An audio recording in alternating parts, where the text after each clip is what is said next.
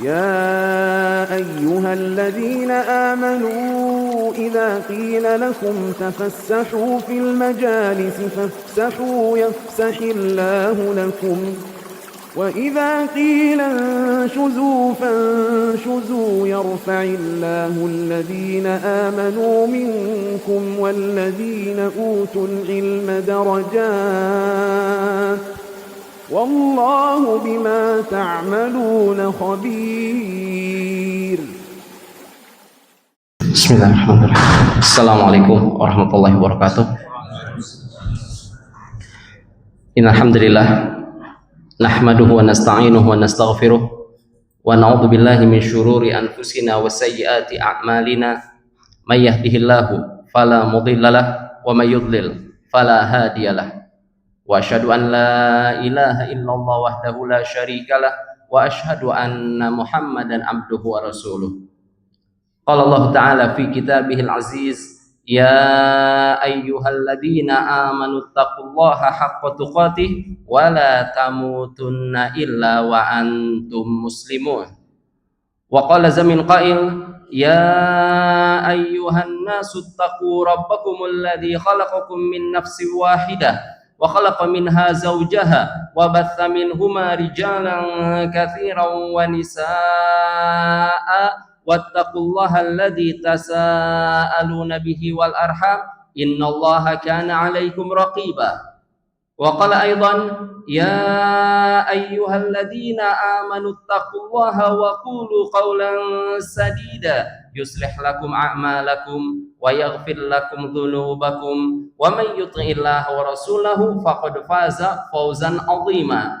Amma ba'd. Para hadirin jamaah Masjid Al-Istiqamah yang dimuliakan Allah Subhanahu wa taala, sesungguhnya Allah Subhanahu wa taala bersama kita. Suatu ungkapan yang diungkapkan oleh manusia terbaik yang diciptakan oleh Allah Subhanahu wa taala, diungkapkan oleh nabi yang terbaik yang diutus oleh Allah Subhanahu wa taala ke muka bumi ini. Ungkapan tersebut dikatakan oleh nabi kita Nabi Muhammad sallallahu alaihi wasallam ketika sedang hijrah dari Mekah menuju ke kota Madinah, dikejar-kejar oleh musuh-musuh Allah Subhanahu wa taala dengan iming-iming bukan yang sedikit, ya, dengan iming-iming hadiah yang sangat besar sekali. Bayangkan 100 ekor onta hadiah bagi mereka yang bisa menghadirkan Nabi Muhammad ke Mekah dalam keadaan hidup ataupun mati. Tidak dipersyaratkan harus hidup atau mati. Bawa Muhammad, kata para pembesar Quraisy, bawa Muhammad ke Mekah, maka akan diberi hadiah 100 ekor onta. Kalau berhasil membawa dua-duanya, yaitu dengan Abu Bakar As-Siddiq, maka akan mendapatkan 200 ekor onta. Hadiah yang sangat besar sekali, hadiah yang sangat mewah sekali, hadiah yang sangat mahal sekali. Kita tahu Nabi kita Nabi Muhammad sallallahu alaihi wasallam ketika hijrah dari Makkah menuju ke kota Madinah, Nabi Muhammad tidak langsung berangkat sesuai dengan jarak, sesuai dengan perjalanan jalan yang ada antara Makkah menuju ke kota Madinah, karena ini sangat membahayakan sekali. Kalau Nabi Muhammad menempuh jalan yang biasa ditempuh oleh orang-orang dari Mekah ke Madinah, niscaya akan dikejar oleh orang-orang kafir, niscaya akan dikejar oleh musuh-musuh Allah Subhanahu wa taala, karena mereka berusaha untuk membunuh Nabi kita Nabi Muhammad sallallahu alaihi wasallam. Akan tetapi Nabi Muhammad mengambil jalan yang lain. Nabi Muhammad mengambil jalur yang lain, kemudian tidak langsung pergi ke kota Madinah. Akan tetapi Nabi Muhammad bersembunyi terlebih dahulu bersama sahabatnya Abu Bakar As-Siddiq di Gua Thawr. Ya, bersembunyi di Gua Thawr. Kurang lebih selama 3 hari Nabi Muhammad itu bersembunyi di sana. Ketika Nabi Muhammad ya sedang berada di sana bersama sahabatnya Abu Bakar As-Siddiq, tentunya musuh-musuh Allah Subhanahu wa taala, orang-orang Mekah itu bukan hanya orang Mekah, orang-orang dari Jaziratul Arab, ketika mendengar iming-iming hadiah yang sangat besar sekali, maka mereka berusaha untuk mencarinya. untuk mencari Rasulullah Shallallahu Alaihi Wasallam. Bahkan sampai mereka di depan mulut gua, ya, di depan mulut gua Thaur. Ketika mereka ya sudah berada di depan gua Thaur, Rasulullah menghadapi dengan penuh ketenangan. Ya, Rasulullah tidak ketakutan. Beda dengan Abu Bakar As-Siddiq. Ya, Abu Bakar As-Siddiq merasa khawatir. Abu Bakar As-Siddiq merasa takut. Takut apa? Abu Bakar takut dirinya ketangkap. Abu Bakar takut dirinya dibunuh. Abu Bakar takut dirinya diseret. Tidak. Yang dikhawatirkan oleh Abu Bakar adalah keselamatan Rasulullah Sallallahu Alaihi Wasallam. Bahkan kata Abu Bakar As-Siddiq sampai mengatakan, ya Rasulullah, kalau seandainya mereka melihat ke kaki mereka, artinya mereka sudah benar-benar berada di hadapan, di pintu gua, ya, sementara Rasul dan Abu Bakar berada di dalam. Ya, kalau seandainya melihat ke bawah saja, mereka akan melihat adanya manusia di sana, adanya Rasulullah dan juga Abu Bakar As-Siddiq. Sehingga Abu Bakar sangat khawatir sekali terlihat oleh musuh-musuh Allah Subhanahu wa Ta'ala. Kata Abu Bakar, ya Rasulullah, kalau mereka melihat ke sendal mereka, kalau mereka melihat ke kaki mereka, niscaya mereka akan melihat kami. Tapi dengan izin Allah Subhanahu wa Ta'ala, mereka tidak melihat ke bawah. Ya, mereka melihat mencari di sekeliling daerah Bukit Thaur, karena berada di perbukitan. Mereka mencari, ya, apakah terlihat ada orang yang sedang berjalan yang mencurigakan, yang akan dikejar oleh mereka. Ya, mereka hanya mencari itu saja. Mereka tidak menundukkan kepala mereka. Ketika ya Abu Bakar dalam keadaan khawatir tersebut, maka Nabi mengatakan, ma dzannuka bitsnaini Allahu tsalitsuhuma. Wahai Abu Bakar, bagaimana pendapatmu tentang dua orang?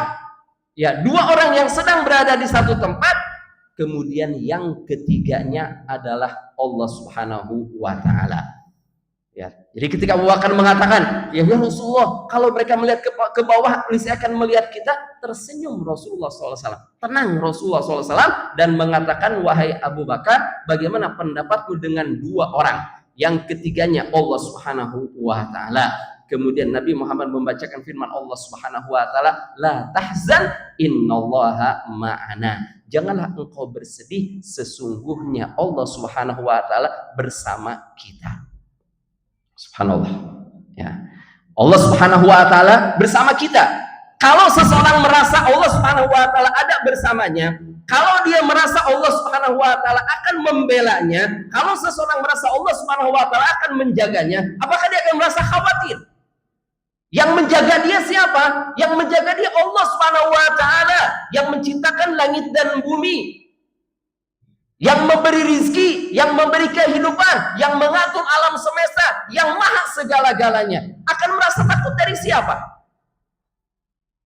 Oleh karena itu dalam Al-Quran Al-Karim, Allah Subhanahu wa Ta'ala berfirman, kata Allah Subhanahu wa Ta'ala, illa tansuruhu faqad nasrahu Allahu id akhrajahu alladhina kafaru thaniyataini id huma fil ghari id yaqulu li sahibihi la tahzan innallaha ma'ana.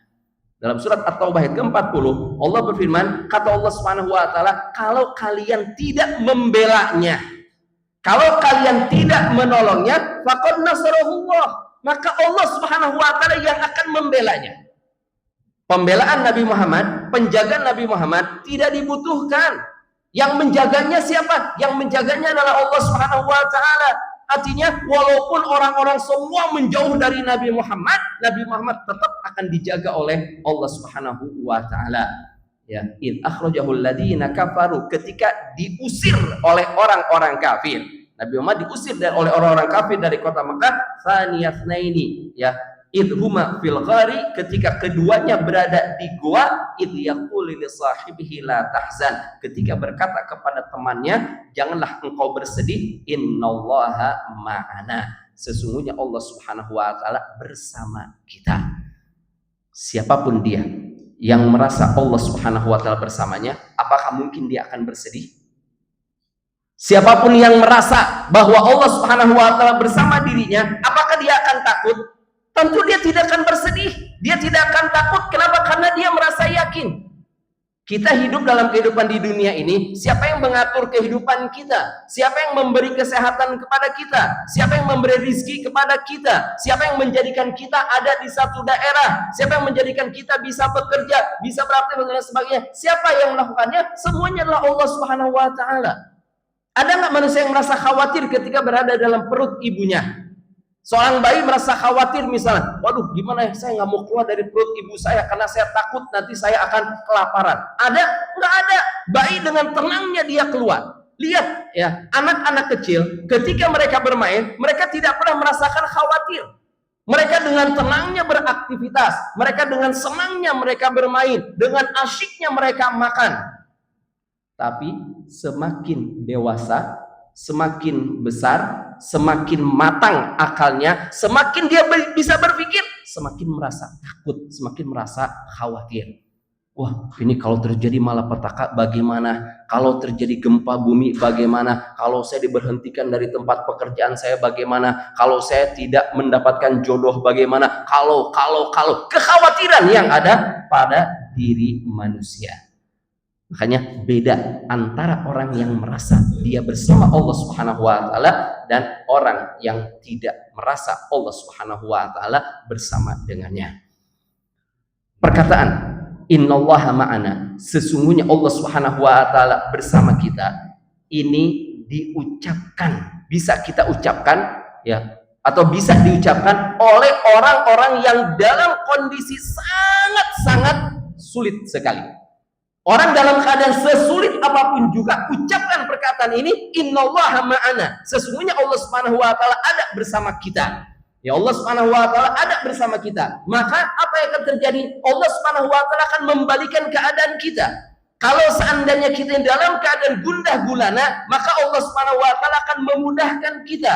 Kalau kita dalam keadaan sakit, Allah akan memberikan kesehatan kepada kita. Kalau seandainya kita dalam keadaan sempit, maka Allah Subhanahu wa Ta'ala akan menjadikan kita lapang. Perasaan Allah Subhanahu wa Ta'ala ada bersamanya, ini hanya bisa dirasakan oleh orang yang beriman kepada Allah Subhanahu wa Ta'ala. Artinya di sini ya berhubungan dengan tebal dan tipisnya keimanan seseorang kepada Allah Subhanahu wa Ta'ala. Seseorang yang imannya tebal, tenang, dia merasa yakin. Ya sebagaimana tadi dicontohkan dengan Rasulullah sallallahu alaihi wasallam. Jauh sebelum Rasulullah SAW, kita lihat nabi yang lain, yaitu Nabi Musa alaihi salam. Nabi Musa alaihi salam, ketika datang kaumnya kepadanya, ketika kaumnya mengeluh kepada Nabi Musa alaihi salam, sebagaimana Allah firmankan dalam surat Al-A'raf ayat ke-129, ya kata Allah Subhanahu wa Ta'ala, qalu udzina min qabli an ta'tiyana wa min ba'di ma ji'tana. Wahai Musa, kami ini selalu diganggu, kami ini selalu dibinasakan, kami ini selalu dilecehkan oleh Fir'aun, oleh musuh-musuh kami sebelum engkau datang dan setelah engkau datang. Artinya, ya, seolah mereka mengatakan, wahai Musa, keberadaan kamu ini sama aja. Apakah kamu ada, kamu tidak ada, tetap kami ini mendapatkan gangguan dari Fir'aun dan pasukannya. Seolah-olah mereka mengatakan, wahai Musa, apa manfaatnya kamu ini mengaku sebagai seorang nabi, tapi tidak bisa melepaskan kami dari cengkraman Fir'aun dan juga pasukannya. Dengan tenang Nabi Musa menjawab, qala asa rabbukum ayyuhlika aduwakum. Kata Nabi Musa, semoga Allah Subhanahu wa Ta'ala akan membinasakan musuh-musuh kalian, wa yastakhlifakum fil ardi fayanzura kaifa ta'malun. Dan Allah Subhanahu wa Ta'ala akan menjadikan kalian pemimpin di muka bumi ini. Ya, janji dari Nabi Musa. Dengan tenangnya Nabi Musa mengatakan hal ini kepada kaumnya. Artinya kaumnya mengatakan, kami selalu diganggu, kami selalu ditindas, kami selalu dihinakan, kami ya kekesalan diungkapkan oleh mereka kepada Nabi Musa alaihissalam. Tapi Nabi Musa dengan tenang menjawab. Ya kata Nabi Musa, ya tenang kalian, bersabar kalian, Allah Subhanahu wa Ta'ala akan menolong kalian. Ya Allah Subhanahu wa Ta'ala akan menolong kalian untuk membinasakan musuh-musuh kalian, dan Allah Subhanahu wa Ta'ala akan menjadikan kalian pemimpin di muka bumi ini. keyakinan yang ada pada diri Nabi Musa alaihissalam. Kenapa? Karena Nabi Musa orang yang bertakwa kepada Allah Subhanahu wa taala, orang yang mendekatkan dirinya kepada Allah Subhanahu wa taala. Oleh karena itu dijelaskan bahwasanya ya kelapangan dada seseorang, ketakutan seseorang, keamanan seseorang dan lain sebagainya itu ditentukan dengan besar dan kecilnya kecintaan dia kepada Allah Subhanahu wa taala, ditentukan dengan kedekatan dia kepada Allah Subhanahu wa taala, bukan ditetapkan dengan kekuatan yang dimiliki oleh seseorang, bukan ditetapkan oleh banyaknya jumlah pengikut dia, bukan dikarenakan banyaknya senjata, canggihnya senjata yang dimiliki oleh seseorang, bukan. Kita lihat di zaman Nabi Musa alaihissalam. Di zaman Nabi Musa alaihissalam, yang paling kuat itu siapa di muka bumi ini? Yang paling kuat ketika itu adalah Fir'aun beserta pasukannya. Fir'aun beserta pasukannya. Sementara kaumnya Nabi Musa, Bani Israel, itu adalah bangsa yang lemah. Bangsa yang lemah. Bayangkan, saking lemahnya mereka dan menunjukkan saking kuatnya Fir'aun dan bala tentaranya. Ketika ada dari Bani Israel wanita yang melahirkan, didapati bayinya laki-laki, langsung dibunuh. Tentara Firaun datang berkeliling di kampungnya Bani Israel, melihat siapa wanita yang hamil di sana. Ketika wanita hamil ada, ditanya, kamu hamil, berapa bulan kehamilanmu? Oh, sekian bulan, berarti sekian bulan lagi akan melahirkan, saya akan balik lagi ke sini. Diberi tanda, diingat oleh mereka rumah tersebut. Setelah sekian bulan, pada masa-masa akan melahirkan, datang lagi tentara ke sana melihat, apakah kau sudah melahirkan? Apakah wanita yang hamil sudah melahirkan? Ketika dikatakan, ya sudah, maka ditanya, bayinya laki-laki atau perempuan? Bawa ke sini bayinya.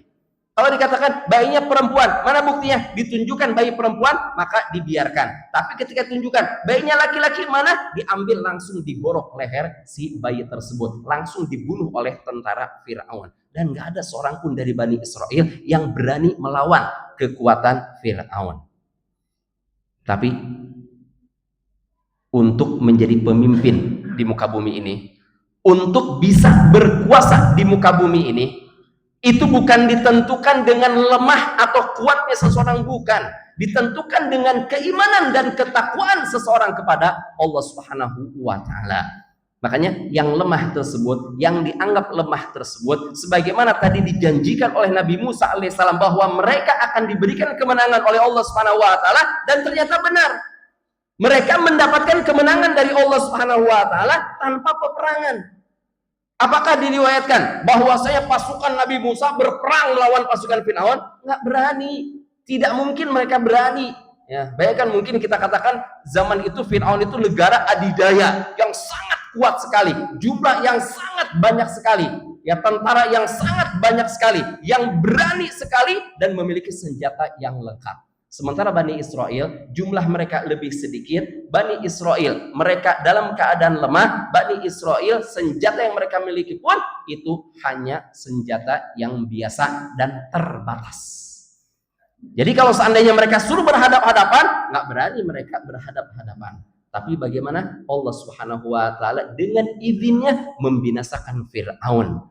Ya, mereka melewati lautan, kemudian ya ketika Fir'aun dan pasukannya sudah berada di tengah-tengah lautan, Allah Subhanahu wa taala kembali mewahyukan kepada Nabi Musa untuk memukulkan tongkatnya sehingga air lautan kembali bersatu. Fir'aun dan bala tentaranya dibinasakan oleh Allah Subhanahu wa taala. Mereka bangga ya dengan air dan mereka dibinasakan oleh Allah Subhanahu wa taala dengan apapun yang mereka banggakan. Oleh karena itu, para hadirin dimuliakan Allah Subhanahu wa taala, di sini kita bisa mengetahui bahwasanya kemenangan dan kekalahan ditentukan oleh Allah Subhanahu wa taala. Kebahagiaan ataupun kesedihan ditentukan oleh Allah Subhanahu wa taala. Kekayaan ataupun kemiskinan ditetapkan oleh Allah Subhanahu wa taala. Semuanya Allah Subhanahu wa taala yang menetapkan. Oleh karena itu, kita ini nggak perlu terlalu khawatir, kita nggak perlu terlalu takut. Wah, takut nih, ini Amerika negara yang sangat kuat sekali. Bagaimana kalau mereka menyerang kepada kita? Oh, ini negara ini sangat kuat sekali. Bagi mereka memiliki kekuatan yang sudah merajalela di negeri kita. Kita nggak perlu khawatir. Kita ini punya Allah Subhanahu wa taala. Sampai kapanpun juga musuh-musuh Allah Subhanahu wa taala berusaha untuk membinasakan kita, tetap kita ini akan dijaga oleh Allah Subhanahu wa taala. Tapi syaratnya kita bela agama Allah Subhanahu wa taala. Kita tegakkan agama Allah Subhanahu wa taala. Kita yakin bahwasanya Allah Subhanahu wa taala bersama kita. Yuriduna liyutfi'u nurallahi biafwahihim. Mereka itu ingin memadamkan cahaya Allah Subhanahu wa taala. Orang-orang kafir berusaha untuk memadamkan, menghapuskan agama Allah di muka bumi ini. Tapi apa kata Allah Subhanahu wa taala? Wa ya'ballah, dalam ayat yang lain, liyutimma nurahu, bahwasanya Allah Subhanahu wa taala pasti akan menyempurnakan cahayanya walau karihal kafirun. Walaupun orang-orang kafir itu mereka membencinya, walaupun orang-orang musyrik itu mereka membencinya, tetap Allah Subhanahu wa taala akan menjadikan agama ini unggul dibandingkan dengan agama-agama yang lainnya. Bagaimana Allah Subhanahu wa taala akan membela agama Allah? Bagaimana Allah Subhanahu wa taala akan membela kita? Bagaimana Allah Subhanahu wa taala akan memberi kemenangan kepada kita? Ini tidak perlu untuk kita tanyakan. Ini tidak perlu untuk kita tanyakan. Allah Subhanahu wa taala bisa menggunakan berbagai macam cara. Allah Subhanahu wa taala memiliki tentara yang tidak disangka-sangka oleh manusia. Kita bisa mendengar bagaimana seorang raja yang begitu kuatnya dikelilingi oleh para pengawalnya dengan mudah dibinasakan oleh Allah Subhanahu wa taala. Pakai apa? Pakai seekor lalat. Lalat masuk ke dalam hidungnya, lalat berada di dalam tubuhnya sehingga raja ini tidak berdaya. Tidak bisa apa-apa sampai dia pun binasa. Kita dengar dalam ayat yang lain bagaimana Allah Subhanahu wa taala membinasakan suatu kaum dengan Allah Subhanahu wa taala mengirim belalang yang begitu banyaknya ke daerah tersebut sehingga diratakan daerah tersebut. Pohon-pohonnya dihabiskan, dihancurkan oleh belalang-belalang yang Allah Subhanahu wa taala utus ke sana. Kita pun mendengar dalam Al-Quran Al-Karim bagaimana Allah Subhanahu wa taala membinasakan suatu kaum dengan apa? Dengan angin yang begitu kencangnya bertiup. Kita pun tahu bagaimana Fir'aun dibinasakan oleh Allah Subhanahu wa taala dengan air yang begitu besarnya. Kita mendengar juga ada kaum yang dibinasakan oleh Allah Subhanahu wa taala dengan suara petir yang sangat kuat sekali. Ada yang sampai dibalikan negerinya. Berbagai macam cara bisa dilakukan oleh Allah Subhanahu wa taala. Yang jelas kita diperintahkan untuk beribadah, itu kewajiban yang harus kita lakukan. Ibadah dengan baik dan benar di jalan Allah Subhanahu wa taala, maka Allah Subhanahu wa taala akan memberi pertolongan kepada kita. Lihat kepada Nabi kita Nabi Muhammad sallallahu alaihi wasallam. Rasulullah sallallahu alaihi wasallam ketika perang Badar. Ketika perang Badar, Nabi ketakutan atau tidak? Ada rasa takut pada diri Rasulullah sallallahu alaihi wasallam. Tapi Nabi Muhammad tahu bahwasanya Nabi Muhammad itu akan ditolong oleh Allah Subhanahu wa taala. Lalu apa yang dilakukan oleh Nabi Muhammad? Nabi Muhammad mengangkat kedua tangannya, berdoa kepada Allah Subhanahu wa taala, meminta kepada Allah Subhanahu wa taala agar Allah Subhanahu wa taala memberikan kemenangan untuk kaum muslimin. Jumlah orang-orang kafir 3 kali lipat atau lebih dibandingkan dengan jumlah kaum muslimin. Mereka siap untuk berperang, sementara kaum muslimin bukan siap-siap untuk berperang, hanya untuk mencegat kafilah dagang yang akan lewat. Jadi persiapan yang ala kadarnya disiapkan oleh kaum muslimin. Tapi dengan izin Allah Subhanahu wa taala, Allah Subhanahu wa taala memberi kemenangan kepada mereka. Dalam Al-Quran Al-Karim Allah SWT berfirman, "Idh yuhi rabbuka ilal malaikati anni ma'akum fathabbitul ladina amanu sa'ulqi fi qulubil ladina kafarur ru'b." Dalam surat Al-Anfal dijelaskan oleh Allah Subhanahu wa taala, ingatlah ketika Rabbmu memberi wahyu kepada para malaikat, anni ma'akum. Lihat, sesungguhnya aku kata Allah bersama kalian. Jaminan dari Allah. Tenang nggak Rasulullah ketika Allah mengatakan anni ma'akum, sesungguhnya aku wahai Muhammad ada bersama engkau. Maka kaum mukminin, orang-orang yang beriman kepada Allah Subhanahu wa taala itu diberi ketenangan oleh Allah Subhanahu wa taala. Diberi ketenangan. Bayangkan di dalam perang diberi ketenangan oleh Allah Subhanahu wa taala. Ingat perang zaman dahulu tidak sama dengan perang zaman sekarang. Kalau perang zaman dahulu itu benar-benar berhadapan. Ini kelihatan, oh ini kelompok pasukan kaum muslimin, ini kelompok pasukan musuh Allah Subhanahu wa taala. Mereka bertempur, mereka langsung di medan pertempuran. Artinya gerak-gerik musuh benar-benar dilihat oleh mereka. Oh lihat, musuh kita dalam keadaan lengah. Ayo kita serang sekarang. Diserang sekarang, habis. Tapi kita tahu, pertolongan yang diberikan oleh Allah Subhanahu wa taala itu adalah pertolongan yang hakiki, pertolongan yang sebenar-benarnya yang terkadang tidak dirasakan oleh kaum mukminin. Ya, sebagaimana katakan tadi, ya perang berhadap-hadapan. Mungkin nggak orang akan bisa tidur dengan tenang? Orang tidak akan bisa tidur dengan tenang ketika pasukan musuh ada di hadapannya. Mungkin mereka akan tidur, sebagiannya tidur, sebagiannya berjaga. Jangan sampai mereka tidur semuanya. Tapi apa yang terjadi dengan kaum muslimin di perang Badar? Kaum muslimin di perang Badar, mereka ya dalam keadaan tidur dengan enak. Tidur dengan enak. Kenapa mereka bisa tidur dengan enak? Karena Allah Subhanahu wa taala menurunkan sakinah kepada mereka. Allah Subhanahu wa taala menurunkan ketenangan kepada mereka. Ya, dalam Al-Qur'an Al-Karim, masih dalam surat Al-Anfal, Allah berfirman, "Id yughashshikumun nu'asa amanatan minhu wa yunazzilu 'alaikum minas sama'i ma'an liyutahhirakum bih." Ya. Ya, kata Allah Subhanahu wa taala, "Id yughashshikumun nu'as." Allah Subhanahu wa taala yang menjadikan kalian wahai kaum muslimin ngantuk dan tertidur. Subhanallah, nikmat. Ya, orang perang mesti dalam keadaan ketakutan, dalam keadaan khawatir. Tapi kaum muslimin diberikan ketenangan oleh Allah, dijadikan mereka tidur dengan tenang oleh Allah Subhanahu wa taala, dan ketika mereka tidur, mereka tidak diserang oleh musuh. Karena musuh tidak mengetahui bahwa kaum muslimin dalam keadaan sedang tidur dengan begitu tenangnya. Oleh karena itu, para hadirin makan Allah Subhanahu wa taala, apakah pantas bagi seorang muslim untuk ragu-ragu bahwasanya Allah Subhanahu wa taala Maha Kuasa atas segala sesuatu? Tidak pantas bagi seorang muslim untuk ragu-ragu bahwa Allah Subhanahu wa taala zat yang maha kuat. Allah Subhanahu wa taala adalah zat yang maha perkasa. Allah Subhanahu wa taala adalah zat yang bertasbih kepadanya seluruh makhluk yang ada di bumi maupun di langit. Ingat, siapa yang ragu-ragu akan kekuatan Allah, akan kekuasaan Allah, akan keberanian Allah, ya, dan lain sebagainya dari nama-nama dan sifat-sifat Allah Subhanahu wa taala, maka dia telah kafir. Maka dia telah kafir.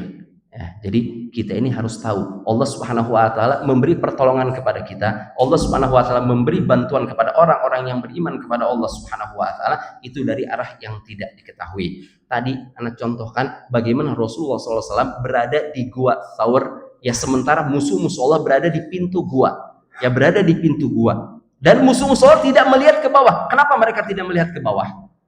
Siapa yang menjadikan mereka tidak melihat ke bawah? Allah Subhanahu wa taala yang menjadikan mereka tidak melihat ke bawah.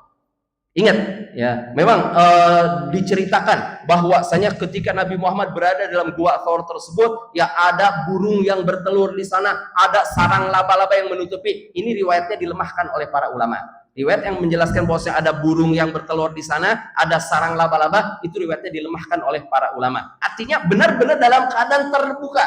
Ya, dalam keadaan terbuka dan tidak ada kecurigaan sama sekali dari mereka. Ya, jadi siapa yang menjadikan mereka tidak melihat ke bawah? Yang menjadikan mereka tidak melihat ke bawah adalah Allah Subhanahu wa taala. Lihat Rasulullah SAW ketika akan hijrah. Ya, kita tahu di dalam sejarah dijelaskan bahwasanya orang-orang musyrik Quraisy yang berada di Mekah berusaha untuk membunuh Rasulullah SAW. Mereka sampai bermusyawarah gimana caranya mereka membunuh Nabi kita Nabi Muhammad SAW. Sampai ada pendapat yang sangat baik sekali. Kata mereka apa? Kan karena mereka merasa khawatir zaman dahulu. Mereka khawatir kalau seandainya ada satu suku, satu kabilah yang membunuh Nabi Muhammad, maka kabilahnya Nabi Muhammad akan marah. Kabilahnya Nabi Muhammad, ya, kelompoknya Nabi Muhammad, keluarganya Nabi Muhammad akan marah dan akan balas dendam. Bisa terjadi peperangan. Lalu apa yang mereka lakukan?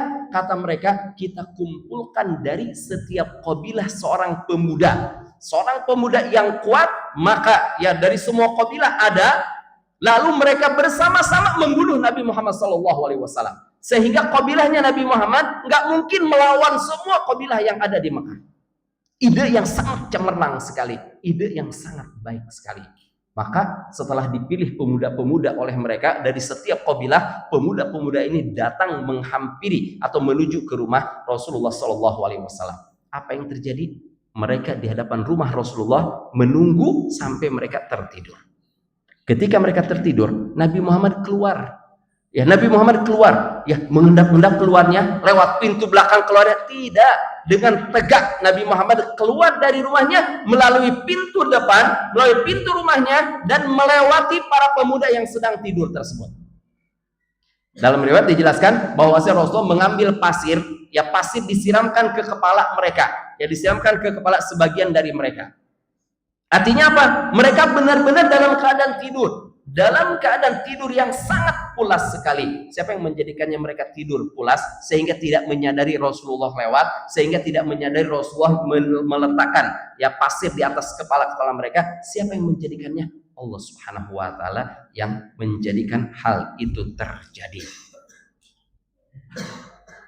Rasulullah Shallallahu alaihi wasallam, kita tahu, menghadapi kendala yang sangat berat sekali di dalam kehidupannya. Bahkan tadi masih berhubungan dengan permasalahan hijrah, ya, permasalahan hijrah. Bagaimana Rasulullah dikejar, ya, oleh orang-orang kafir, dikejar oleh orang-orang karena mengharapkan 100 hadiah, 100 ekor onta.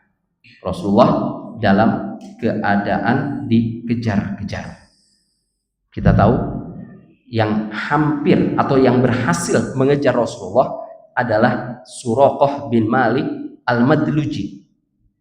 Suraqah bin Malik itu berhasil melihat Nabi Muhammad dan Abu Bakar, maka dikejar oleh Suraqah. Tapi apa yang terjadi? Begitu Suraqah mendekat, ya, tunggangan itu oleh Suraqah ambles ke dalam tanah, jatuh dia, ya, bangun lagi berusaha untuk membunuh Rasulullah, yang lari lagi, ambles lagi, jatuh lagi, setiap kali mendekat ambles dan jatuh. Maka disitulah Suraqah merasa bahwasanya Nabi Muhammad bukan sembarangan orang. Nabi Muhammad bukan manusia biasa. Nabi Muhammad ada yang menjaganya, yaitu Allah Subhanahu wa taala. Maka, ya, Nabi Muhammad menjanjikan kepada Suraqah. Lihat, Nabi Muhammad dalam keadaan dikejar-kejar. Bukan Nabi Muhammad dalam keadaan memiliki pasukan yang sangat banyak, pasukan yang sangat kuat, tidak. Ya, Nabi Muhammad dalam keadaan lemah, kaum muslimin jumlahnya sedikit, dalam keadaan dikejar-kejar oleh musuh-musuh Allah Subhanahu wa taala, tapi Nabi Muhammad dengan penuh ketenangan menjanjikan gelang, ya, gelang yang dimiliki oleh Raja Kisra, perhiasan yang merupakan kebanggaan Raja Kisra. Kata Nabi Muhammad, wahai Suraqah, akan aku berikan kepadamu, ya, mahkota yang dimiliki oleh Raja Kisra, yang bentuknya siwara itu berupa gelang yang dimiliki oleh Raja Kisra dan akan dipakaikan kepadamu. Ya.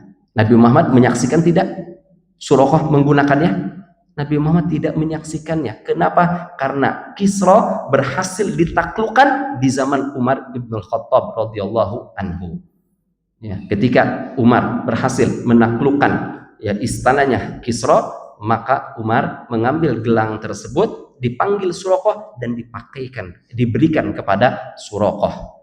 Maka menangislah Suraqah. Kenapa? Karena teringat ini yang dijanjikan oleh Rasulullah Sallallahu Alaihi Wasallam.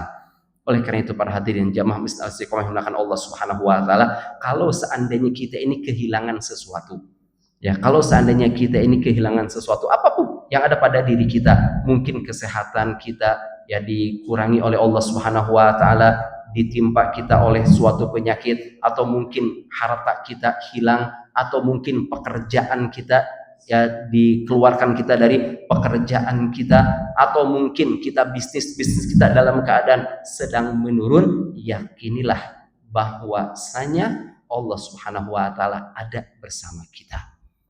Ini yang harus kita yakini. Kita tidak boleh, ya, frontal, kita tidak boleh teriak-teriak, kita tidak boleh mengeluh ke sana kemari, menyalahkan si fulan dan lain sebagainya. Tidak. kita yakini ini kenapa terjadi dengan saya, kenapa Allah Subhanahu wa taala mencabut kenikmatannya dari saya. Mungkin disebabkan karena kesalahan yang pernah saya lakukan, mungkin disebabkan oleh dosa yang pernah saya lakukan, mungkin ini sebagai penghapus dosa dari Allah Subhanahu wa taala kepada saya. Masalah rezeki nggak perlu dikhawatirkan, Allah Subhanahu wa taala yang akan menjamin rezeki kita. Artinya kita ini benar-benar harus yakin kita ini ada bersama Allah Subhanahu wa taala. Ambil contoh misal dalam kehidupan di dunia ini, seseorang yang bisa bersandar kepada orang kaya misalnya, yang bisa dekat dengan orang kaya, yang bisa dekat mungkin dengan seorang pejabat, itu kan biasanya dia merasa bangga. Oh, saya ini kerja sama si fulan. Senang dia, merasa bangga. Kenapa? Karena kerja dengan orang yang sukses, kerja dengan seorang yang memiliki kekayaan, kerja dengan seorang yang tersohor. Padahal dia hanya bekerja saja, hanya karyawan saja di sana. Mungkin tukang kebunnya, kalau kita tanya, Anda kerja di mana? Saya kerja sama Bapak Fulan. Dengan bangga dia mengatakan, padahal ini hanya manusia. Hanya ada bersama manusia. Dia hanya menyandarkan kepada seorang manusia. Dia hanya mendapatkan kenikmatan dari seorang manusia. Maka bagaimana dengan mereka yang memiliki keyakinan bahwa dia bersama Allah Subhanahu wa taala, bahwa dia akan selalu dibela oleh Allah Subhanahu wa taala. Bersama Allah Subhanahu wa taala segala urusannya akan dimudahkan oleh Allah Subhanahu wa taala. Manusia terkadang merasa bangga ketika ada seseorang yang membantu dirinya. Kayak contohnya misalnya ketika ada seorang yang sakit, orang yang sakit ya dia perlu operasi misalnya, perlu operasi, begitu sampai di rumah sakit akan dilakukan operasi, ya mungkin keluarganya dalam keadaan ketakutan, wah ini operasi ini bisa berhasil dan operasi ini juga bisa gagal. Ya tapi dengan tenangnya misalnya orang dari rumah sakit mengatakan, tenang Pak, ya yang akan mengoperasi Bapak ini adalah dokter yang paling terkenal di tempat kita, dokter yang selalu berhasil dalam mengoperasi. Ya. Ada ketenangan nggak pada diri si pasien?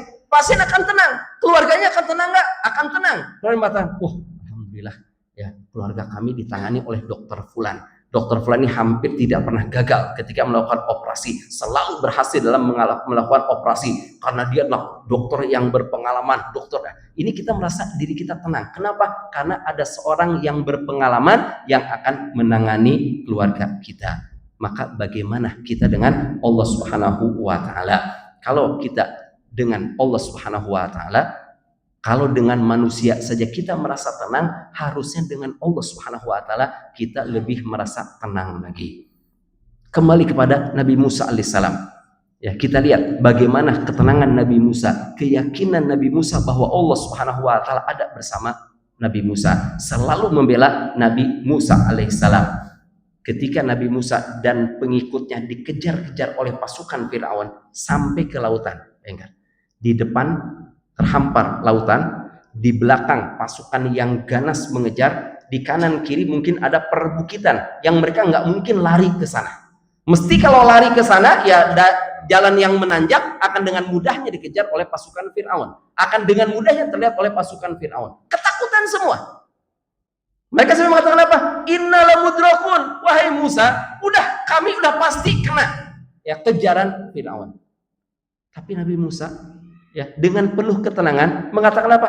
Kalla, ya tidak. Innama iya Rabbi sayahdin. Sesungguhnya bersamaku, lihat, innama iya Rabbi, bersamaku ada Allah Subhanahu wa taala. Yakin, tenang Nabi Musa. Ya bersamaku ada Allah Subhanahu wa taala, sayahdin. Allah Subhanahu wa taala akan memberi petunjuk kepadaku. Dan benar, ya Allah Subhanahu wa taala memberi petunjuk kepada Nabi Musa alaihissalam agar Nabi Musa memukulkan ya tongkatnya ke lautan sehingga lautan menjadi terbelah. Lautan menjadi terbelah dengan begitu lapangnya. Ya, lautan terbelah dengan begitu lapangnya. Ya, ada 12 jalan.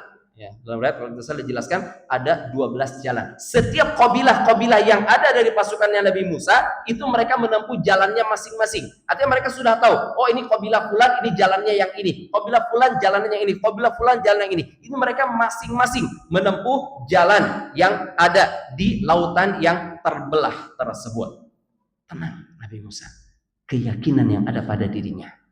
Ya, makanya para hadirin Allah Subhanahu wa taala, kita ini nggak perlu merasa khawatir, harus selalu dalam keadaan tenang menghadapi apapun juga dalam kehidupan kita di dunia ini. Ya, Rasulullah Shallallahu Alaihi Wasallam betapa seringnya Rasulullah Shallallahu Alaihi Wasallam betapa seringnya menampakkan kecintaan beliau kepada Nabi Musa Alaihissalam. Nabi Muhammad SAW menghadapi berbagai macam ujian dari kaumnya. Sama Nabi Musa juga menghadapi berbagai macam ujian dari kaumnya. Sama-sama merasakan kesulitan. Makanya Rasulullah SAW mengatakan rahimallahu Musa. Semoga Allah Subhanahu wa taala merahmati Nabi Musa alaihissalam. Qad udhiya bi aktsara min hadza fasabara. Nabi Musa itu diuji dengan ujian yang jauh lebih berat dari ini, tapi Nabi Musa bersabar. Ya, kejadian ini terjadi setelah perang Hunain. Ketika Nabi Muhammad membagikan harta rampasan perang, lebih banyak diberikan kepada orang-orang Quraisy, orang-orang yang baru masuk Islam dari Mekah, yang lebih banyak dibagikan harta rampasan perang kepada mereka, sementara untuk orang-orang Ansor, orang-orang dari kota Madinah, hanya beberapa orang saja yang diberi oleh Rasulullah SAW. Maka ada seseorang mengatakan, sesungguhnya Nabi Muhammad tidak berbuat adil. Ya, Nabi Muhammad dikatakan tidak berbuat adil. Ya, marah Rasulullah ketika dikatakan beliau tidak berbuat adil. Dengan keras beliau mengatakan, siapa yang akan berbuat keadilan kalau seandainya aku tidak berbuat keadilan. Tapi amarahnya Rasulullah tidak berkelanjutan, tidak terus marah, tidak memanggil orang, tidak menghukum orang, tidak. Ya, begitu Nabi Muhammad merasa emosi, langsung meredam amarahnya dan mengatakan rahimallahu Musa. Ya, Allah Subhanahu wa taala merahmati Nabi Musa, sudah diuji, diganggu oleh kaumnya dengan gangguan yang lebih dahsyat dari ini, tapi Nabi Musa bersabar. Ingat, perhatikan Allah Subhanahu wa taala, Nabi Musa itu cinta bukan hanya kepada kaumnya saja. Nabi Musa alaihissalam cinta juga kepada umatnya Nabi Muhammad, cinta kepada kita semua. Ya, sebagaimana yang sudah sering dijelaskan berhubungan dengan Isra Mi'rajnya Rasulullah sallallahu alaihi wasallam. Ketika Rasulullah Mi'raj yang naik ke langit untuk menerima kewajiban sholat, pertama kali sholat diwajibkan 50 waktu oleh Allah Subhanahu wa taala. Nabi Muhammad menerima. Tapi begitu turun melewati Nabi Musa, ditanya oleh Nabi Musa, apa yang diperintahkan oleh Allah Subhanahu wa taala kepadamu? Kata Rasulullah, Allah Subhanahu wa taala mewajibkan kepadaku dan umatku sholat 50 waktu dalam satu hari satu malam. Kata Nabi Musa, irji ila rabbik. Lihat, yang menunjukkan kecintaan Nabi Musa kepada umat Nabi Muhammad SAW dengan mengatakan irji ila rabbik wasalhu takhfif. Pergi engkau balik lagi kepada Allah Subhanahu wa taala, minta untuk dikurangi. Fa inna ummataka la tutiqu dzalik. Karena umatmu tidak akan sanggup wahai Muhammad untuk melakukan hal tersebut. Ya terus ya dikurangi 10, dikurangi lagi, terus menerus bolak-balik antara Allah Subhanahu wa taala dengan Nabi Musa alaihissalam sehingga tersisa hanya 5 waktu saja. Ya, ini menunjukkan kecintaan Nabi Musa bukan hanya kepada umatnya saja, tapi juga kepada kita sebagai umatnya Nabi Muhammad Sallallahu Alaihi Wasallam. Para hadirin jamaah Masjid Al-Istiqomah yang dimuliakan Allah Subhanahu Wa Taala, perlu kita ketahui bahwasanya kalau seandainya ada orang yang dicintai oleh Allah Subhanahu wa taala, kalau seandainya ada orang yang dirahmati oleh Allah Subhanahu wa taala, kalau seandainya ada orang selalu dibersamai oleh Allah Subhanahu wa taala, ketahuilah bahwasanya kenikmatan yang dirasakan olehnya bukan hanya oleh pribadinya saja, tapi juga akan dirasakan oleh orang-orang yang berada di sekitarnya. Artinya kesolehan seseorang manfaatnya bukan hanya untuk dia saja. Kesolehan seseorang bukan dirasakan manfaatnya oleh dia saja, tapi orang-orang yang ada di sekitarnya pun sama merasakan manfaat ya dari apa yang didapat oleh orang tersebut. Sebagaimana yang terjadi dengan Nabi Musa alaihissalam. Kalau kita perhatikan ya, Nabi Musa alaihissalam, apakah semua Bani Israel yang ikut bersama Nabi Musa semuanya beriman kepada Allah Subhanahu wa taala? Apakah semuanya mereka ini beriman kepada Nabi Musa, nurut kepada Nabi Musa, melakukan ibadah sebagaimana diajarkan oleh Nabi Musa? Tidak semuanya mereka taat kepada Nabi Musa. Tidak semuanya mereka beriman kepada Nabi Musa alaihi salam. Tapi lihat, ketika Allah Subhanahu wa taala menyelamatkan Nabi Musa, ya, maka yang diselamatkan oleh Allah siapa? Apakah hanya Nabi Musa? Tidak, Nabi Musa dan semua orang yang ada di sekitar Nabi Musa alaihissalam. Allah tidak misalnya menyelamatkan Nabi Musa hanya bersama orang yang beriman, kemudian orang yang tidak beriman dari Bani Israil ditenggelamkan oleh Allah. Tidak, semuanya diselamatkan oleh Allah Subhanahu wa taala. Demikian pula dengan, ya, kita lihat dengan Nabi kita Nabi Muhammad sallallahu alaihi wasallam. Ketika kaumnya datang kepada Nabi Muhammad meminta, ya, janji yang dijanjikan oleh Rasulullah sallallahu alaihi wasallam. Kan Rasulullah menjanjikan kepada mereka, kalau mereka beriman kepada Allah, maka Allah Subhanahu wa taala akan memberi kemudahan kepada mereka dan akan memasukkan mereka ke dalam surga. Tapi kalau seandainya mereka tidak mau beriman kepada Allah Subhanahu wa taala, maka Allah Subhanahu wa taala akan menurunkan azab kepada mereka. Ya, ini yang terakhir ini, bahwa Allah Subhanahu wa taala akan menurunkan azab kalau mereka tidak beriman, ini dipegang terus oleh mereka. Makanya mereka datang kepada Nabi Muhammad dan mengatakan, "Wahai Muhammad, mana janji kamu? Mana janji yang kau ucapkan? Katanya Allah akan menurunkan azab kepada kami kalau kami tidak beriman. Kami tidak beriman kepadamu. Kami menentang kamu. Kami melawan kamu. Tapi kenapa Allah Subhanahu wa taala tidak menurunkan azab? Mana janjimu wahai Muhammad?" Ya, maka Allah Subhanahu wa taala menurunkan firman-Nya, "Wa ma kana Allahu liyu'adzibahum wa anta fihim wa ma kana Allahu mu'adzibahum wa hum yastaghfirun." Kata Allah Subhanahu wa taala, Allah Subhanahu wa taala tidak akan mengadab mereka sementara engkau ada di tengah-tengah mereka. Ya, ya. Dengan adanya Nabi Muhammad, orang yang soleh, orang yang bertakwa, orang yang beribadah kepada Allah Subhanahu wa taala, maka manfaatnya menyeluruh. Semua orang yang ada di sana merasakan manfaatnya dan tidak akan diturunkan azab oleh Allah Subhanahu wa taala kepada mereka. Kemudian juga, ya, sebagian dari mereka ada yang beriman kepada Allah Subhanahu wa taala. Ada yang beriman kepada Allah Subhanahu wa taala dan mereka beristighfar meminta ampun kepada Allah Subhanahu wa taala. Makanya kata Allah Subhanahu wa taala, Allah tidak akan mengadab mereka selama engkau berada di tengah-tengah mereka, dan Allah Subhanahu wa taala tidak akan mengadab mereka sementara sebagian mereka ada yang beristighfar kepada Allah Subhanahu wa taala. Sebagiannya beristighfar menyebabkan Allah tidak menurunkan azab ke tengah-tengah mereka. Demikian pula dengan Al-Qur'an Al-Karim. Ketika kita membaca Al-Qur'an Al-Karim, ya, tentunya Allah Subhanahu wa taala akan menurunkan ketenangan. Allah Subhanahu wa taala akan menurunkan ketenangan. Ketenangan kepada siapa? Hanya kepada si membaca Al-Qur'an saja? Tidak, ya, tetangga-tetangganya pun akan merasakan ketenangan tersebut. Boleh dibuktikan, ya. Kalau seandainya ada daerah masih terdengar di daerah tersebut lantunan ayat suci Al-Qur'an Al-Karim yang dibaca oleh manusia, ingat ya, yang dibaca oleh penduduk tersebut, bukan nyetel kaset, ya, bukan nyetel rekaman, bukan, tapi ada orang yang membaca Al-Qur'an Al-Karim, maka daerah tersebut dipenuhi dengan ketenangan. Karena Allah Subhanahu wa taala menurunkan ketenangan ke daerah yang di sana dibacakan Al-Qur'an Al-Karim. Sebagaimana terjadi dengan Usaid bin Khudair yang menunjukkan bahwa turunnya malaikat ketika malaikat mendengar Al-Qur'an Al-Karim dibacakan. Ya, Usaid bin Khudair itu malam hari membaca Al-Qur'an Al-Karim, ya, membaca Al-Qur'an Al-Karim. Nah, tiba-tiba ada kuda, ya, hewan yang dia miliki, kemudian ada anaknya yang sedang tidur. Dia membaca Al-Qur'an Al-Karim, maka kuda ini, ya, berontak gerak terus menerus si kuda ini, sehingga Usaid ini merasa khawatir, ya, jangan-jangan takut anaknya terinjak oleh binatang tersebut. Maka berhenti membaca Al-Qur'an. Kembali tenang binatang ini. Dibaca lagi Al-Qur'an, kembali, ya, binatang ini bergerak-gerak, sehingga Usaid pun berhenti membaca Al-Qur'an Al-Karim. Lalu apa? Keesokan diceritakan kepada Rasulullah Sallallahu Alaihi Wasallam. Apa kata Rasulullah SAW? Kata Rasulullah, "Iqra ya Usaid, Iqra ya Usaid." Terus kau baca Al-Quran wahai Usaid. Lanjutkan bacaan terhadap Al-Quran wahai Usaid. Ya, dalam riwayat dijelaskan oleh Rasulullah, kalau seandainya kau terus-menerus membaca Al-Quran Al-Karim, niscaya orang-orang akan bisa melihat malaikat yang turun untuk mendengarkan bacaanmu terhadap Al-Quran Al-Karim. Ya, malaikat turun. Jadi binatang ini kenapa dia bergerak tersebut? Karena melihat malaikat yang turun.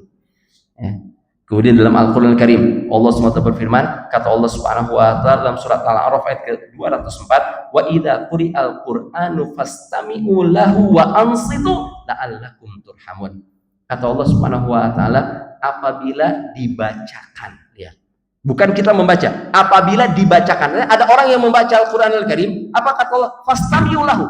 Fastami'u ini berusaha untuk mendengar. Artinya duduk mendengarkan orang tersebut membaca Al-Quran Al-Karim. Wa ansitu, diam, kata Allah Subhanahu wa ta'ala. Tenang, dengarkan orang tersebut membaca Al-Quran Al-Karim. La'allakum turhamun. Maka kalian akan diberi rahmat oleh Allah Subhanahu wa ta'ala.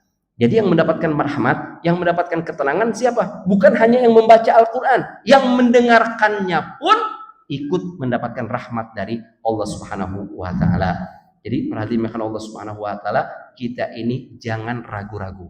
Kalau seandainya ya ada suatu kebaikan, hendaklah kita segera untuk melakukannya, dan kita harus meyakini bahwasanya Allah Subhanahu wa ta'ala selalu bersama orang-orang yang beriman kepada Allah Subhanahu wa ta'ala. Baik, perhatikan Allah Subhanahu wa ta'ala, masuk waktu adzan Isya, kita dengar adzan terlebih dahulu.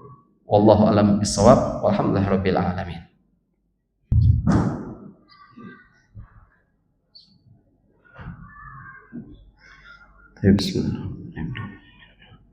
Baik, rekan-rekan Allah Subhanahu wa ta'ala, kita kembali kepada nabi berikutnya. Nabi yang menunjukkan kepada kita keyakinan dia bahwasanya Allah Subhanahu wa ta'ala bersamanya, bahwa Allah Subhanahu wa ta'ala selalu menjaganya, dan Allah Subhanahu wa ta'ala menjadi penolongnya. Nabi ayahnya dari para nabi, yaitu Nabi Ibrahim alaihissalam. Nabi Ibrahim alaihissalam, kita tahu bahwasanya beliau itu dibakar hidup-hidup oleh kaumnya. Kaumnya mengumpulkan kayu bakar sebanyak-banyaknya. Ya, kaumnya mengumpulkan kayu bakar sebanyak-banyaknya. Bahkan ayahnya Nabi Ibrahim, Azar, pun termasuk orang yang mengumpulkan kayu bakar untuk membakar Ibrahim. Dalam sejarah pun dijelaskan, wanita yang sakit, lihat, ada seorang wanita yang sakit, dia sampai mengatakan apa? Kalau seandainya aku diberi kesembuhan, maka aku akan ikut mengumpulkan kayu bakar untuk membakar Ibrahim. Lihat, sampai bernazar. Ya, nazarnya apa? Bukan nazar, mungkin kalau kita katakan, ya nazar kan untuk suatu yang baik. Ya, ini pun menurut dia mungkin suatu kebaikan di zaman tersebut. Sampai bernazar, kalau aku ini sembuh, aku diberi kesembuhan, aku akan ikut mengumpulkan kayu bakar untuk membakar Ibrahim. Ya, jadi kayu bakar yang dikumpulkan begitu banyaknya di satu lembah. Kemudian mereka menyiapkan manjanik, alat pelontar, untuk melemparkan Nabi Ibrahim ke sana. Karena saking besarnya api, mereka nggak bisa mendekati api tersebut untuk melemparkan Nabi Ibrahim, maka mereka menggunakan alat pelontar.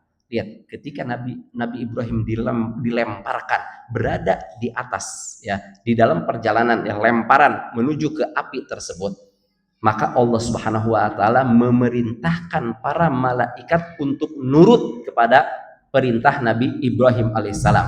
Maka para malaikat pun bersegera, ya, mengatakan kepada Nabi Ibrahim, semua malaikat yang ada di sana, malaikat penunggu gunung, sampai mengatakan kepada Nabi Ibrahim, wahai Ibrahim, apakah engkau mau, ya, aku timpakan gunung ini ke mereka? Artinya dibinasakan dengan ditimpakannya gunung ke mereka. Malaikat yang ditugaskan untuk menghembuskan angin, ya, mengatakan kepada Nabi Ibrahim, siap untuk menghembuskan angin, memadamkan api yang sebesar apapun juga api tersebut dipadamkan. Malaikat yang ditugaskan untuk menurunkan hujan, yang mengatakan kepada Nabi Ibrahim, wahai Ibrahim, perintahkan olehmu, aku turunkan hujan, padam api tersebut. Tapi apa kata Nabi Ibrahim? Amma ilaika fala. Adapun kepada kalian, wahai malaikat, aku tidak butuh bantuan kalian. Amma ilallah fana'am. Adapun kepada Allah, ya, aku butuh bantuan Allah Subhanahu wa ta'ala. Maka Nabi Ibrahim pun mengatakan, hasbunallahu wa ni'mal wakil.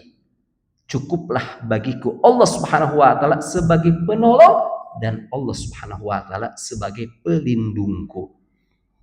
Dengan perkataan Ibrahim, hasbunallahu wa ni'mal wakil, apa yang terjadi? Allah Subhanahu wa taala langsung berfirman kepada api, ya naru kuni bardan wasalaman ala Ibrahim. Wahai api, jadilah engkau dingin dan menyelamatkan Ibrahim.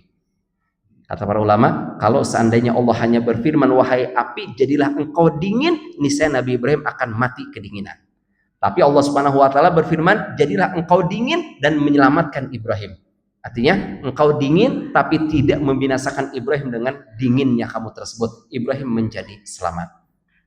Ibnu Abbas, ya sahabat Rasulullah, mengatakan, hasbunallahu wa ni'mal wakil, dikatakan oleh Nabi Ibrahim ketika dilemparkan ke dalam api, dan juga dikatakan oleh Nabi Muhammad SAW ketika setelah perang Uhud. Kita tahu dalam perang Uhud kaum muslimin mendapatkan kekalahan. Kaum musyrikin pulang ke Mekah dengan bangganya berhasil mengalahkan kaum muslimin.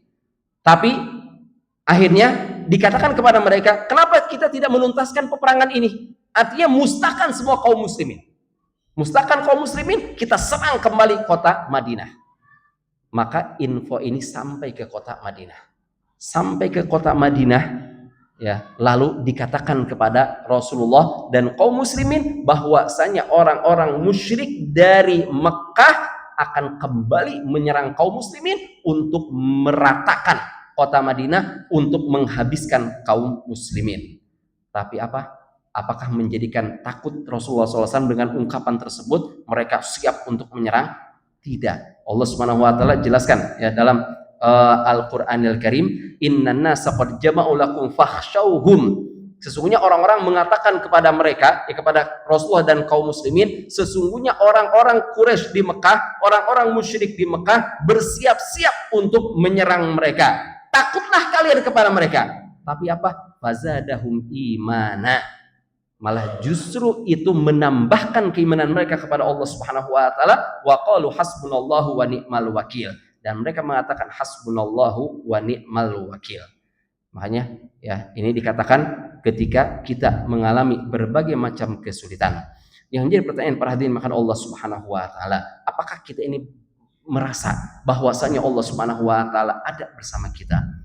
Apakah kita ini selalu merasa bahwasanya Allah Subhanahu wa taala selalu memberi pertolongan kepada kita, memberi kemudahan kepada kita? Gimana caranya agar kita ini bisa memiliki perasaan yang seperti ini? Kita bisa memiliki perasaan tersebut dengan mendekatkan diri kita kepada Allah Subhanahu wa taala. Gimana cara mendekatkan diri kepada Allah? Dengan memperbanyak ibadah kepada Allah, dengan semakin meningkatkan ibadah kepada Allah Subhanahu wa taala. Karena dalam Al-Qur'an Allah berfirman, inna rahmatallahi qaribum minal muhsinin. Sesungguhnya rahmat Allah Subhanahu wa taala dekat kepada orang-orang yang berbuat kebaikan. Dalam surat An-Nahl Allah berfirman, innallaha ma'al ladzina taqaw wal ladzina hum muhsinun. Sesungguhnya Allah Subhanahu wa taala itu bersama orang-orang yang bertakwa dan mereka yang berbuat kebaikan.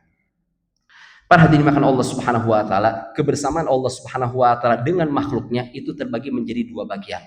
Ada yang bersifat umum dan ada yang bersifat khusus. Ada yang bersifat umum dan ada yang bersifat khusus. Yang bersifat umum mencakup semua makhluk tanpa terkecuali. Mencakup semua makhluk, laki-laki, perempuan, anak-anak, orang dewasa, manusia, binatang, tumbuhan, ya, bumi, langit. Ini adalah kebersamaan Allah Subhanahu wa taala yang secara umum. Artinya Allah Subhanahu wa taala mengetahui apapun yang dilakukan oleh mereka. Apakah mereka orang beriman, mereka orang kafir, semuanya diketahui tindak lakunya, tingkah lakunya, apapun perbuatan yang dilakukannya diketahui semuanya oleh Allah Subhanahu wa taala. Allah selalu mengetahui apapun yang dilakukan oleh manusia. Ini adalah kebersamaan yang umum. Ya, kebersamaan yang umum. Dalam Al-Qur'an surat Al-Mujadalah Allah berfirman, alam tara annallaha ya'lamu ma fis samawati wa ma fil ard.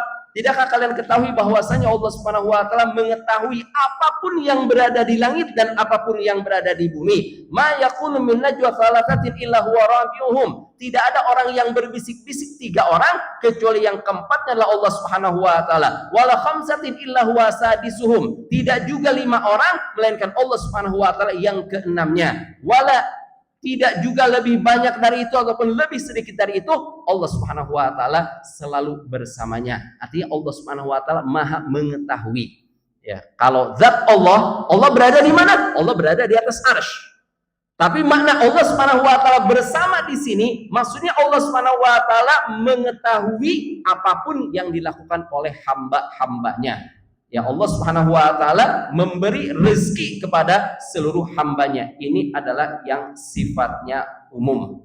Yang sifatnya khusus, kebersamaan Allah adalah terhadap mereka yang beriman kepada Allah Subhanahu wa taala. Ya, kita membayangkan kalau orang yang kufur saja kepada Allah diberi rezeki oleh Allah Subhanahu wa taala, maka bagaimana dengan mereka yang beriman kepada Allah? Kalau orang yang kufur kepada Allah saja diberi kesehatan oleh Allah, maka bagaimana dengan orang yang beriman kepada Allah? Kalau orang yang kufur kepada Allah saja dikabulkan doanya ketika dia berdoa kepada Allah, maka bagaimana mereka yang beriman kepada Allah Subhanahu wa taala? Mereka yang beriman kepada Allah Subhanahu wa taala akan lebih dikabulkan doanya oleh Allah Subhanahu wa taala, akan lebih diberi ketenangan oleh Allah Subhanahu wa taala. Oleh karena itu, para hadirin Allah Subhanahu wa taala, hendaklah kita ini ya benar-benar melihat kepada diri kita. Seberapa besar keyakinan kita bahwasanya Allah Subhanahu wa taala selalu bersama kita. Ya. Ini kembali kepada keimanan kita kepada Allah Subhanahu wa taala, dan terakhir perlu kita ketahui bahwasanya Allah Subhanahu wa taala itu menetapkan kesedihan ada di muka bumi ini dan dirasakan oleh semua manusia.